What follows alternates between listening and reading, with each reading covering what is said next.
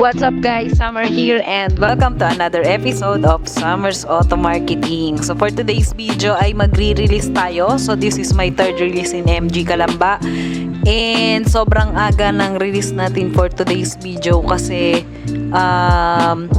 gusto ng client na makauwi na maaga para matest niya ng maayos or magamit niya ng matagal yung sasakyan since bago ito, no? So, kung bago ka pa lang sa video ko, please hit the like and subscribe to the button para lagi kang updated sa lahat ng videos na ilalabas ko. So, ayun na nga, papasok na ako ng office and traffic, guys. Pero okay lang, at least masaya tayo kasi magre-release tayo.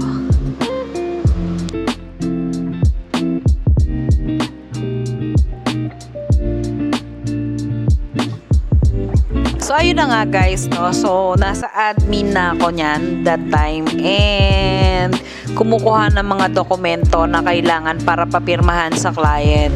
So, ayan yung office namin and dyan yung mga admin and accounting staff plus HR, no? So, si Ma'am Joy yung nag-aayos ng aming dokumento and at the same time, siya din yung tumututok sa mga approval namin. Shout out to you, Ma'am Jo and Sir JD. So, sila yung nagpa-final process dun para sa mga dokumento na pipirmahan ng mga clients.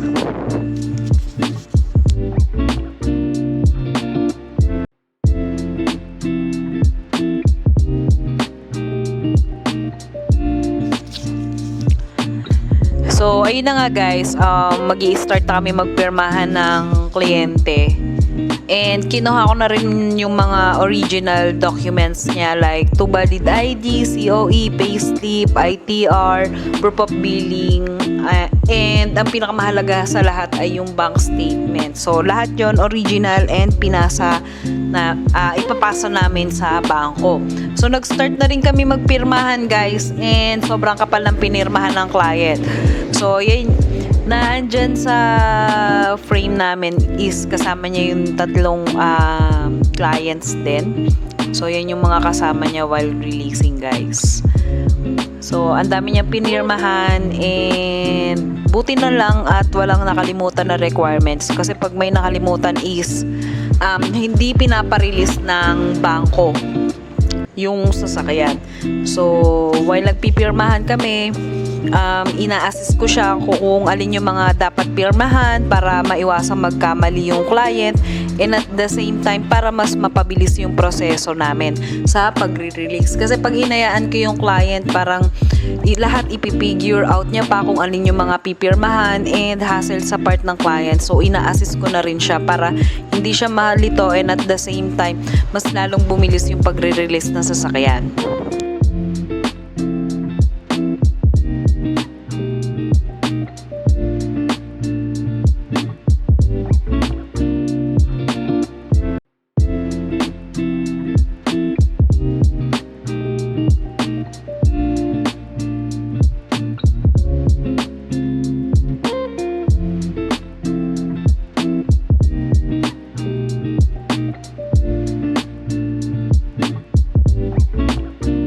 So, ayun na nga guys, malapit na kami matapos magpirmahan and dino-double check ko rin yung mga pirma ng client kung kompleto ba kasi ang hassle, taga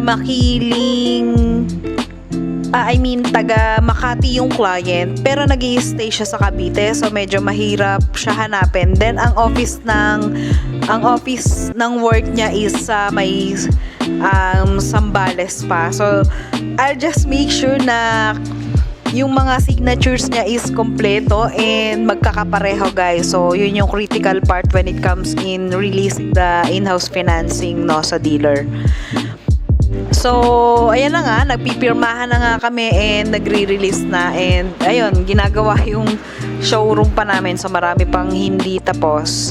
So, congratulations Sir Jose Luis Lopez to your all new MG Cedes Alpha and thank you sa team ko especially kay TL, kay Jmar na tinulungan ako mag-picture and mag-effort na mag-videos, no. So thank you team. Kung wala kayo ang hirap mag-isa, no. Salamat sa suporta and para sa team natin to. So after nyan, dinemo ko na yung sasakyan and then pinakita ko yung mga features na dapat makita ng clients para naman when it comes to driving is hindi siya mahirapan mag-operate since iuuwi niya na yung mga sasakyan. So ayun yung mga ka-workmate ko and that's it guys. Ayan nga guys, ayan, palabas na yung client and thank you so much Sir Luis for availing the MG Sedes Alpha. Ingat po and welcome to MG Calamba family. So for more inquiries guys, please call or text to my numbers para mas ma-assist ko kayo and magkaroon kayo ng mabilis na approval. So ayun na nga, after ko mag-release and diretso uwian na, so napagod ako, kakababa taas sa sales admin. So ayun, napagkasundaan namin ng tunay na Lorna na pumunta sa KFC and umorder dahil deserve namin kumain ng masarap and deserve namin to kasi nakabenta kami. So ayun lang, ang sarap lang kasama ng tunay na Lorna kasi kung anong trip ko sinasabayan niya. So wala naman kaming ibang hilig kundi kumain lang naman. And kapag kumakain kami, lagi niya sinasabi, tataba ako. Which is sobrang control naman siya kumain. Pero ako wala akong pakialam. Basta kakainin ko lahat ng gusto ko. And lahat ng masarap. So yun na nga, umorder lang kami ng ang in-order niya lang is yung chicken. Ako naman is burger. So yan guys, medyo naparami talaga yung pag-order ko, no? Kasi may chicken at saka rice na ako. Tapos basta complete meal. Ayan, as you can see, complete meal. May soup, may mashed potato, may burger, may chicken and rice, and juice. So complete meal tayo for today's video.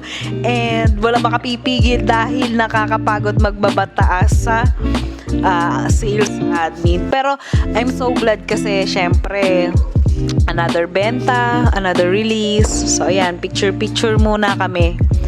And sobrang sarap magbenta guys. I love my job. So for all those clients na gusto nilang matulungan sila for fast approval and mabilis ma-release yung unit, please kindly dial my number on the screen or kindly message me sa FB page ko which is pwede sa Summers Auto Marketing channel or pwede dun sa Facebook ko na Summers Auto Marketing. So yun lang guys and I hope na nag-enjoy kayo sa aking vlog. See you on my next vlog and dito ko natatapusin.